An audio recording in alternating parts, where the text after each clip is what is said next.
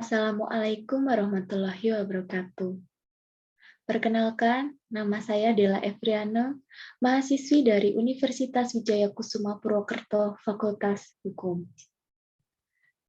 Di sini, saya akan mempresentasikan tugas sosiolegal dengan topik pilihan persoalan masyarakat adat. Pengakuan dan perlindungan masyarakat adat oleh negara. Pertama, abstrak. Penelitian ini mendasarkan pada permasalahan, yaitu pertama, eksistensi masyarakat hukum adat, dan pengaturannya dalam Undang-Undang Dasar 1945. Kedua, upaya yang harus dilakukan agar masyarakat hukum adat atau MHA dan nilai-nilai tradisionalnya dapat dilestarikan dalam suatu masyarakat.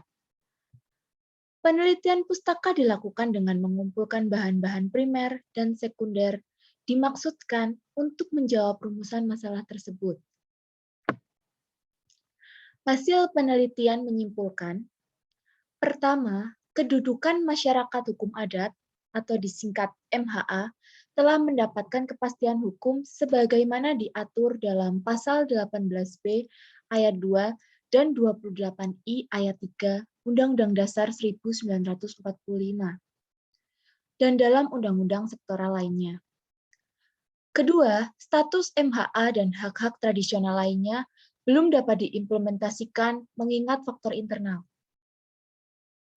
yang mana berupa peraturan perundang-undangan yang satu sama lain kontradiksi terkait pengaturan MHA dan faktor eksternal yaitu institusi negara seperti Kementerian Kehutanan, Kementerian Pertambangan, yang lengkap dengan bukti formal dapat dengan mudah menolak klaim MHA dan hak-hak tradisionalnya. Selanjutnya, pendahuluan. Pada mulanya, istilah masyarakat hukum adat itu diperkenalkan oleh Van Vollenhoven untuk menunjukkan warga pribumi atau natif atau suku asli Indonesia. Hal ini berkaitan dengan keluarnya kebijakan politik pemerintah Belanda yang didasarkan pada pasal 131 IS, Indienststraatregeling 1939. Maka, warga negara Indonesia ketika itu dibedakan ke dalam warga pribumi atau Irlander, Eropa dan Timur Asing. Pengakuan atas perbedaan warga negara tersebut membawa konsekuensi timbulnya keanekaragaman hukum, pluralistic legal system. Hukum adat adalah hukum yang tidak bersumber pada peraturan-peraturan yang dibuat oleh pemerintah Hindia Belanda dahulu, atau alat-alat kekuasaan lainnya yang menjadi sendinya dan diadakan sendiri oleh kekuasaan Belanda dahulu. Sebagai salah satu unsur dari kesatuan masyarakat, maka hukum adat itu merupakan cabang hukum mandiri atau an independent branch of law yang tidak dapat dipisahkan dari struktur masyarakat. Untuk kedudukan hukum adat itu sejajar dengan hukum Islam dan hukum warisan pemerintah Belanda yang berlaku di Indonesia. Bahkan, dalam proses pembentukan hukum nasional tidak mengakomodir asas-asas hukum adat. Maka peraturan hukum nasional tersebut tidak sesuai dengan jiwa bangsa atau Volksgeist. Nah, pada seminar nasional yang diselenggarakan BPHN dan Fakultas Hukum Universitas Gadjah Mada menyimpulkan bahwa hukum adat adalah hukum Indonesia asli yang tidak tertulis dalam bentuk perundang-undangan RI, yang di sana-sini mengandung unsur agama. Para ahli hukum adat sepakat bahwa dalam hukum adat mengandung unsur-unsur keagamaan dan magis atau magic religious, keajegan atau konstan, tunai atau konkret, dan luas, fleksibel. Selanjutnya, rumusan masalah. Di dalam rumusan masalah dapat menjawab persoalan tarik ulur kedaulatan negara dan kedaulatan adat. Perlu dikemukakan persoalan sebagai berikut. Pertama, bagaimana posisi konstitusionalitas keberadaan hukum adat dan persekutuan masyarakat hukum adatnya? Kedua, bagaimana peluang dan tantangan masyarakat hukum adat dalam realitas sosial saat ini di berbagai daerah? Untuk apa tujuan dari penelitian ini? Tujuan dari penelitian ini pertama mengetahui posisi konstitusionalitas keberadaan hukum adat dan persekutuan masyarakat hukum adatnya. Yang kedua, mengetahui peluang dan tantangan masyarakat hukum adat dalam realitas sosial saat ini di berbagai daerah. Selanjutnya, metode penelitian. Di dalam metode penelitian ini, atas dasar masalah tersebut, maka mencari bahan lebih ditekankan pada bahan-bahan hukum primer, yaitu yaitu peraturan perundang-undangan yang relevan, digunakan untuk melihat dan menentukan seberapa jauh MHA, masyarakat hukum adat memiliki peluang dan harapan, sebagai legal standing atau badan hukum yang fungsional. Selain itu, juga digunakan bahan-bahan sekunder dan tersier, yaitu berbagai bahan, konsep-konsep yang tersedia di dalam berbagai buku teks yang relevan, dengan maksud agar dapat menyempurnakan status masyarakat hukum adat tersebut dalam peraturan hukum Indonesia, dengan melihat dan membandingkan prosedur dan mekanisme pengakuan masyarakat hukum adat atau MHA di beberapa negara. Saya lanjutkan hasil penelitian dan pembahasan. Dari kajian pustaka didapat beberapa konsep atau definisi operasional yang dipergunakan dalam penelitian ini. Pertama, berbicara hukum adat itu tidak terlepas dari konsep hukum yang hidup atau living law dalam masyarakat. Tergolong hukum yang paling tua yang pernah dipergunakan masyarakat Indonesia, selain terdapat hukum Islam dan hukum warisan kolonial. Karena itu, living law pengertiannya identik dengan hukum adat.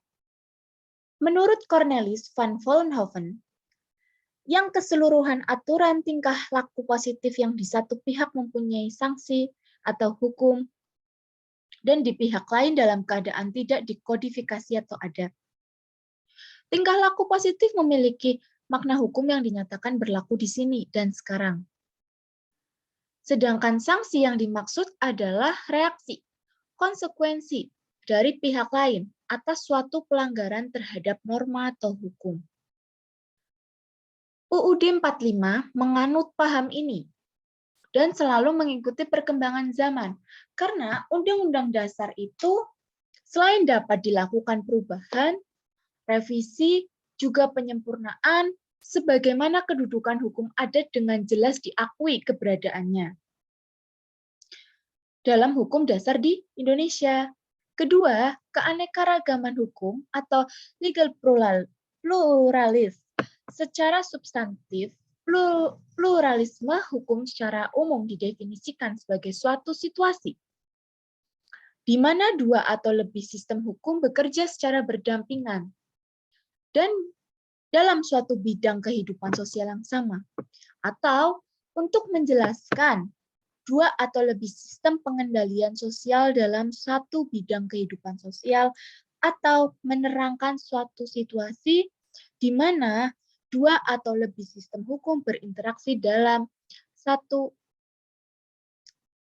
kehidupan sosial atau suatu kondisi di mana lebih dari satu sistem hukum atau institusi bekerja secara berdampingan dalam aktivitas-aktivitas dan hubungan-hubungan dalam satu kelompok masyarakat.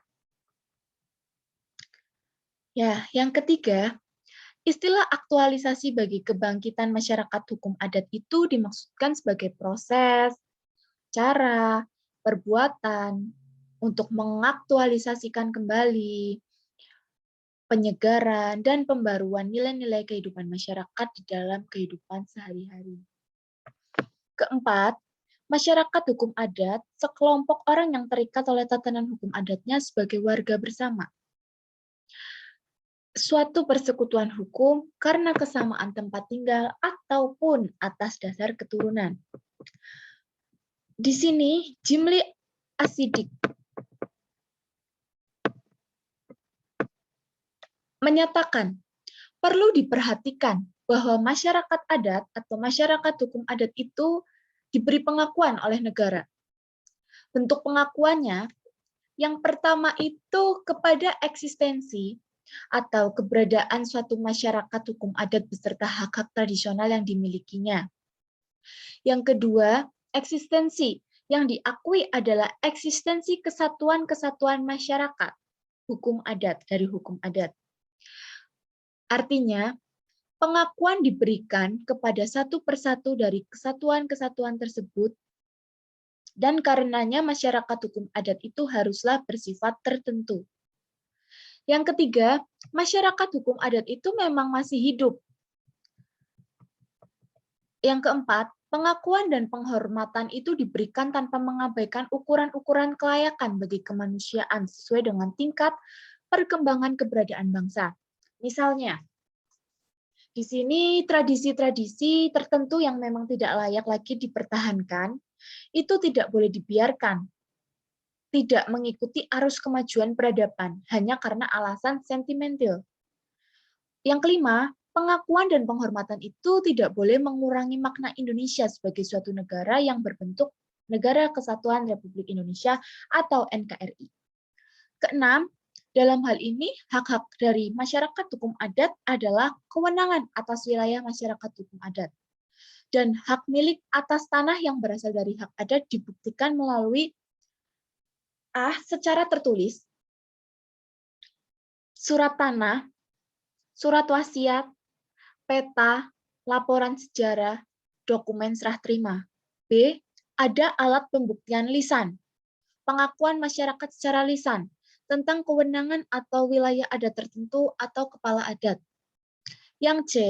Alat pembuktian secara fisik, seperti kuburan nenek moyang, terasering, bekas usaha tani, bekas perumahan, kebun buah-buahan, tumbuhan eksotik, hasil budidaya, peninggalan sejarah dunia, gerabah, dan prasasti, dan lain-lain. Yang dimana diatur dalam peraturan pemerintah nomor 24 tahun 1997 tentang pendaftaran tanah. Yang kedua, kewenangan kelembagaan adat dilakukan dengan beberapa kemungkinan. Pengakuan masyarakat adat oleh masyarakat adat itu sendiri, pengakuan keberadaan masyarakat hukum adat oleh lembaga yudikatif berdasarkan keputusan pengadilan, pengakuan keberadaan masyarakat adat oleh Dewan Masyarakat Adat yang dipilih oleh masyarakat adat itu. Yang ketiga, kewenangan atas pola pengelolaan sumber daya hutan didasarkan pada pengetahuan asli yang ada dan tumbuh di masyarakat dengan segala norma-norma yang mengatur batasan-batasan dan sanksi. Untuk perlindungan masyarakat hukum adat sendiri dalam Undang-Undang Dasar NRI dan Undang-Undang Sektoral, sejak 1998, semangat reformasi telah berdampak positif terhadap posisi tawar masyarakat adat. Karena itu, Kongres Asosiasi Masyarakat Adat Nusantara tidak setuju dan tidak sepakat untuk menyamakan masyarakat hukum adat sebagai masyarakat terasering atau penebang liar. Menurut mereka, masyarakat adat adalah kelompok masyarakat yang memiliki asal-usul, leluhur, secara turun-temurun di wilayah geografis tertentu, serta memiliki sistem nilai, ideologi, ekonomi, politik, budaya, sosial, dan wilayah sendiri. Kecenderungan masyarakat adat sebagaimana tertuang dalam resolusi KMN lahir sebagai adanya perubahan besar dalam sistem kekuasaan pemerintahan daerah yang desentralistik. Tuntutan gerakan masyarakat adat terhadap tanah-tanah dan pengawasan terhadap otonomi daerah diperkuat oleh Undang-Undang Nomor 22 Tahun 1999 tentang pemerintah daerah dan Undang-Undang Nomor 25 Tahun 1999 tentang perimbangan keuangan antara pemerintah pusat dan daerah. Selanjutnya di sini ada tantangan, dan peluang implementasi dari masyarakat adat di daerah. Masyarakat hukum adat di daerah. Meskipun perubahan kebijakan politik dan hukum terhadap pengembangan masyarakat hukum adat telah terjadi, nasib masyarakat hukum adat sampai saat ini belum mengalami perubahan yang signifikan.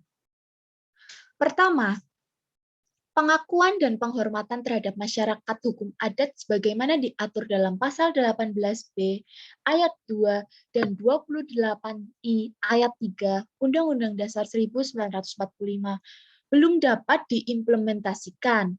Dan karena itu, masyarakat hukum adat belum memperoleh manfaat nyata. Kedudukan masyarakat hukum adat yang bukan subjek hukum atau legal standing bukan saja tidak memiliki kewenangan untuk menguasai sesuatu hak milik, tetapi juga mereka tidak dapat berperkara di pengadilan. Padahal, Undang-Undang Nomor 24 Tahun 2003 itu memberikan peluang pada masyarakat hukum adat. Berakibat ketidakpastian hukum dan keadilan hukum tidak dapat diperoleh. Mohon maaf, padahal Undang-Undang Nomor 24 Tahun 2003 memberikan peluang pada masyarakat hukum adat untuk berperkara di Mahkamah Konstitusi RI. Yang kedua, ketidakjelasan kedudukan hukum masyarakat hukum adat tersebut berakibat ketidakpastian hukum dan keadilan hukum tidak dapat diperoleh. Hak-hak konstitusional masyarakat hukum adat yang seharusnya dapat dimanfaatkan oleh warga masyarakat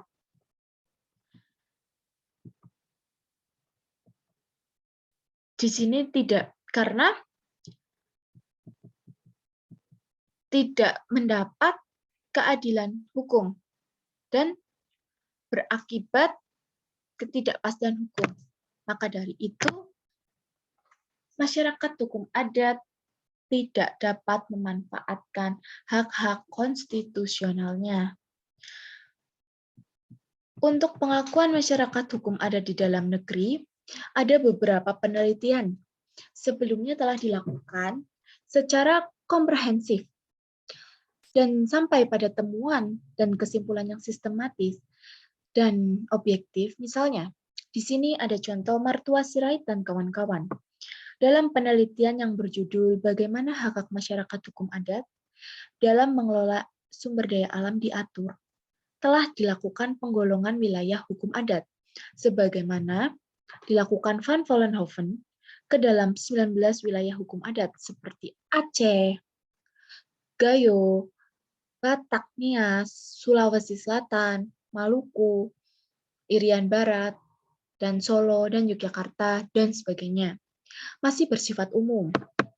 Wilayah hukum adat bersifat umum tersebut dibuktikan dalam penjelasan bab 6 Undang-Undang Dasar 1945. Selain itu, pengelompokan dari 19 wilayah hukum adat tersebut menjadi semakin kurang relevan. Mengapa? Karena masyarakat hukum adat di Indonesia itu sangat beragam dan data masyarakat hukum adat tidak dapat dipakai.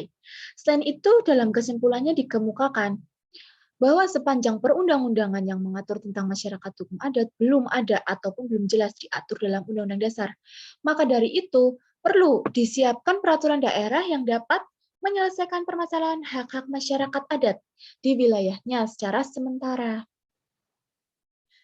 Terakhir, ada penutup. Berdasarkan pemaparan di atas yang telah saya sampaikan, ada beberapa simpulan.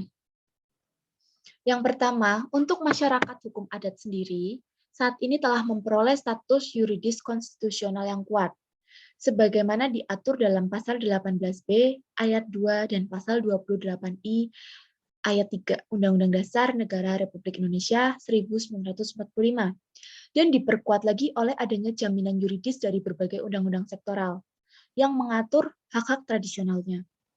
Kedua, rumusan masyarakat hukum adat tidak terbatas pada persoalan hak, kewajiban, pemilikan, dan penguasaan terhadap benda-benda bergerak dan non-bergerak, material dan non-material. Akan tetapi, dapat mencakup perlindungan terhadap hak-hak cipta masyarakat tradisional. Tantangan yang dihadapi dalam pelestarian masyarakat hukum adat ini selain terkait dengan kesimpangsiuran konsep dan definisi, juga tidak adanya mekanisme dan prosedur pengakuan dan penghormatan terhadap hak-hak masyarakat hukum adat secara pasti. Jadi bila mana pemberian pengakuan sebagaimana diamanahkan oleh Undang-Undang Nomor 32 Tahun 2004 tentang pemerintah daerah yang diberikan oleh bupati dan wali kota terbuktilah tidak cukup legitimate untuk mengakui keberadaan MHA dengan hak-hak tradisionalnya. Jadi peluang untuk melestarikan nilai-nilai adat dan budaya dengan mempertimbangkan kerangka teoritis dan konsep yang relevan dengan masing-masing masyarakat di berbagai daerah.